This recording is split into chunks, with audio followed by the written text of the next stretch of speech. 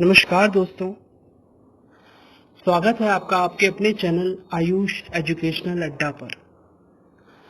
आज हम करने जा रहे हैं वैदिक काल से जुड़े 25 महत्वपूर्ण प्रश्न। चलिए फिर समय को व्यर्थ न करते हुए सीधे अपने प्रश्नों की ओर चलते हैं। पहला प्रश्न है, पूर्व वैदिक या ऋग्वैदिक संस्कृति का काल किसे माना जाता है? ऑप्शंस हैं 1500 ईपू से 1000 ईपू, 1000 ईपू से 600 ईपू, 600 ईपू से 800 ईपू और निश्चित नहीं है। इसका जो उत्तर है वो है 1500 ईपू से 1000 ईपू। मैं ये भी आपको बताना चाहूंगा कि पूर्व वैदिक काल को ऋग्वैदिक काल भी कहा जाता है। ऐसा क्यों? वो इसलिए कि इस काल में ऋग्वेद की रचना की गई थी। चलिए अगले प्रश्न पर चलते हैं। उत्तर वैदिक संस्कृति का काल किसे माना जाता है? तो उत्तर वैदिक संस्कृति का काल आपके ऑप्शन हैं 1500 ईपू से 1000 ईपू, निश्चित नहीं है, 600 ईपू से 800 ईपू, 1000 ईपू से 600 ईपू। इसका जो आपका उत्तर होगा वो होगा 1000 ईपू से 600 ईपू। अगले प्रश्न पर चलते हैं। आर्य शब्द का शाब्दिक अर्थ क्या है? ऑप्शंस हैं श्रेष्ठ या कुलीन, विद्वान, यज्ञकर्ता या पुरोहित, वीर या योद्धा। तो इसका जो उत्तर होगा वो होगा श्रेष्ठ या कुलीन। अगला प्रश्न, प्रारंभिक आर्यों के बारे में निम्न कथनों में से कौन सा कथन सही नहीं है? ऑप्शंस हैं वे संस्कृत बोलने वाले थे, वे कई झुंडों में भारत पहुंचे, वे घुड़सवारी किया करते थे, वे मुख्यतः नगरों में निवास करते थे। इसका जो सही उत्तर है वो है वे मुख्यतः नगरों में निवास करते थे। आर्य जो थे या कहें हम कि जो वैदिक सभ्यता थी वो ग्रामीण सभ्यता थी, है ना। नगरीय सभ्यता आपकी सिंधु घाटी की सभ्यता जो थी वो नगरीय थी। तो इसका आंसर आपका रहेगा डी, वे मुख्यतः नगरों में निवास करते थे। ये सही नहीं है। चलिए अगले प्रश्न पर चलते हैं। भारत के राज्य चिन्ह में प्रयुक्त होने वाले शब्द सत्यमेव जयते किस उपनिषद से लिए गए हैं? ऑप्शंस हैं बृहदारण्यक उपनिषद, ईश उपनिषद, कंठ उपनिषद और मुंडक उपनिषद। इसका जो सही उत्तर है वो है मुंडक उपनिषद। अगला प्रश्न है, ऋग्वैदिक आर्यों का मुख्य व्यवसाय क्या था? ऑप्शंस हैं कृषि, व्यवसाय, पशुपालन और शिक्षा। इसका जो सही उत्तर है वो है पशुपालन। कुछ लोग कृषि भी करके आ जाते हैं कि सोचते हैं कि पुराना है, प्राचीन है तो कृषि होगा, लेकिन नहीं, इसका जो सही उत्तर है वो है पशुपालन। अगला प्रश्न है, भारतीय संगीत का आदि ग्रंथ कहा जाता है, या कह सकते हैं कि भारतीय संगीत का जनक किसे कहा जाता है? ऑप्शन हैं ऋग्वेद, उपनिषद, सामवेद या यजुर्वेद। इसका सही उत्तर है सामवेद। सामवेद को भारतीय संगीत का जनक कहा जाता है। अगला प्रश्न है, पुराण की संख्या कितनी है? ऑप्शंस है 20, 18, 19 या 21। इसका सही उत्तर है 18। पुराणों की संख्या है 18। अगला प्रश्न, किस देवता के लिए ऋग्वेद में पुरंदर शब्द का प्रयोग हुआ है? ऑप्शंस हैं अग्नि, वरुण, इंद्र या सोम। इसका सही उत्तर है इंद्र। इंद्र को पुरंदर की उपाधि दी गई है। पुरंदर का शाब्दिक अर्थ है महलों का विनाशक। अगला प्रश्न, आर्य भारत में बाहर से आए और सर्वप्रथम बसे थे।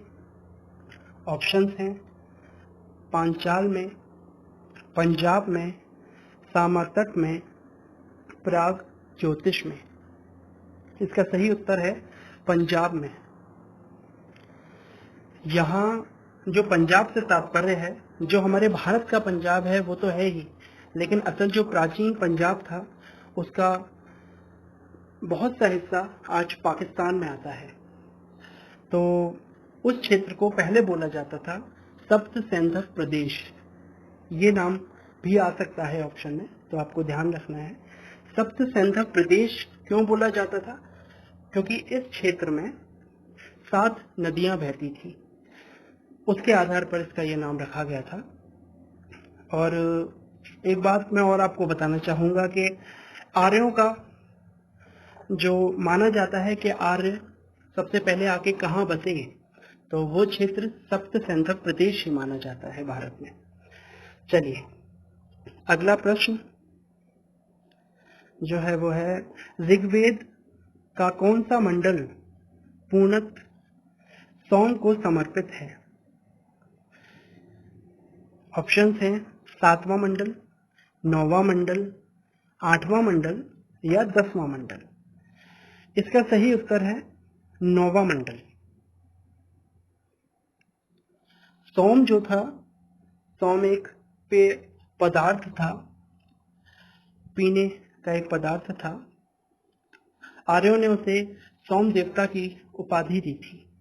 चलिए अगला प्रश्न देखते हैं। प्रसिद्ध 10 राजाओं का युद्ध, दशराज युद्ध किस नदी के तट पर लड़ा गया? ऑप्शंस हैं गंगा, कावेरी, ब्रह्मपुत्र या परुष्णी। इसका सही उत्तर है परुष्णी। चलिए अगले प्रश्न पर चलते हैं। गायत्री मंत्र किस पुस्तक में लिखा है या किस पुस्तक में मिलता है? ऑप्शंस हैं ऋग्वेद, भगवत गीता, यजुर्वेद, उपनिषद। इसका जो सही उत्तर है वो है ऋग्वेद। और ये पूछा जाए कि ऋग्वेद के किस मंडल में, तो ऋग्वेद के 3रे मंडल में ये मिलता है, इसका उल्लेख मिलता है। चलिए अगला प्रश्न देखते हैं। प्राचीन भारत में निष्क से जाने जाते थे। ऑप्शंस हैं चांदी के सिक्के, गाय, स्वर्ण आभूषण या तांबे के सिक्के। इसका सही उत्तर है स्वर्ण आभूषण। प्राचीन भारत में जो स्वर्ण आभूषण थे उन्हें निष्क के नाम से जाना जाता था। चलिए अगला प्रश्न देखते हैं। वैदिक नदी कुभा या इसे काबुल भी कहते हैं का स्थान कहाँ निर्धारित होना चाहिए? ऑप्शंस हैं कश्मीर में, पंजाब में, चीनी तुर्किस्तान में या अफगानिस्तान में। इसका सही उत्तर है अफगानिस्तान में। अगला प्रश्न है, भारत के किस स्थान की खुदाई से लौह धातु के प्रचलन के प्राचीनतम प्रमाण मिले हैं? ऑप्शंस हैं कौशाम्बी, अंतरजी खेड़ा, तक्षशिला या हस्तिनापुर। इसका सही उत्तर है अंतरजी खेड़ा। चलिए अगला प्रश्न देखते हैं। यज्ञ संबंधी विधि विधानों का पता चलता है, तो ये पूछ रहे हैं कि कहाँ से पता चलता है, किससे पता चलता है? तो ऑप्शन है सामवेद, यजुर्वेद से, ऋग्वेद से या ब्राह्मण ग्रंथ से। तो इसका सही जो उत्तर है वो है यजुर्वेद से। यजुर्वेद जो था वो कर्मकांड वेद था। यज्ञ और पूजा अर्चना, विधि विधान, ये सब का उल्लेख उसमें है। चलिए अगले प्रश्न पे चलते हैं। ऋग्वेद के किन 6 मंडलों को वंश मंडल या गोत्र मंडल कहा जाता है? तो ऑप्शंस हैं पहले मंडल से छठवें मंडल तक, तीसरे मंडल से आठवें मंडल तक, चौथे मंडल से नौवें मंडल तक या दूसरे मंडल से सातवें मंडल तक। इसका सही उत्तर है दूसरे मंडल से सातवें मंडल तक। कुल जो ऋग्वेद में मंडल है वो 10 हैं, जिसमें से कि 2 से 7 मंडल तक जो मंडल है वो सर्व प्राचीन मंडल हैं। अगले प्रश्न पर चलते हैं। आर्य भारत में संभवतः आए, आर्य भारत में कहां से आए? ऑप्शन है अन्य क्षेत्रों से, मध्य एशिया से, पूर्वी एशिया से या यूरोप से। इसका सही उत्तर है मध्य एशिया से। मध्य एशिया से माना गया है। अगला प्रश्न है ऋग्वेद में सबसे पवित्र नदी किसे माना गया है? सिंधु, सरस्वती, पुरुषनी या शतद्री। इसका सही उत्तर है सरस्वती। अगला प्रश्न, वैदिक युग में यव कहा जाता था, किसे कहा जाता था? ऑप्शंस हैं चावल, इनमें से कोई नहीं, जौ या गेहूं। सही उत्तर है जौ। वैदिक युग में जौ को यव कहा जाता था। अगला प्रश्न, ऋग्वैदिक काल के उस सबसे प्रधान देवता की पहचान करें जिसकी स्तुति में 250 सूक्तों की रचना की गई थी। ऑप्शन हैं अग्नि, इंद्र, सूर्य या वरुण। इसका सही उत्तर है इंद्र। इंद्र के लिए 250 सूक्त मिलते हैं ऋग्वेद में और अग्नि के लिए 200 सूक्त मिलते हैं। अगला प्रश्न देखते हैं। ऋग्वेद में अघन्य, वध योग्य नहीं शब्द का प्रयोग किसके लिए किया गया था? ऑप्शन है गाय, पुरोहित, स्त्री या ब्राह्मण। सही उत्तर है गाय। गायत्री मंत्र की रचना किसने की थी? ऑप्शन है परीक्षित, विश्वामित्र, वशिष्ठ या इंद्र। इसका सही उत्तर है विश्वामित्र। विश्वामित्र जी ने गायत्री मंत्र की रचना की थी। चलिए अगले प्रश्न पे चलते हैं। यह है हमारा आखिरी प्रश्न। अथर्व का अर्थ है, ऑप्शंस हैं दर्शन, पवित्र जादू, स्तुति या यज्ञ। इसका सही उत्तर है पवित्र जादू। आज के लिए बस इतना ही। अगर आपको हमारा वीडियो अच्छा लगा हो तो आप हमारे चैनल को सब्सक्राइब कर सकते हैं। हमारे जो आयुष एजुकेशनल अड्डा फैमिली है उससे जुड़ सकते हैं, जिससे जब भी मैं कोई भी स्टडी मटेरियल डालूंगा तो उसका नोटिफिकेशन आप तक पहुंच जाएगा।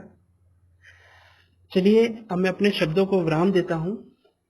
नमस्कार, आदाब, सत श्री अकाल। अपना ध्यान रखें, स्वस्थ रहें।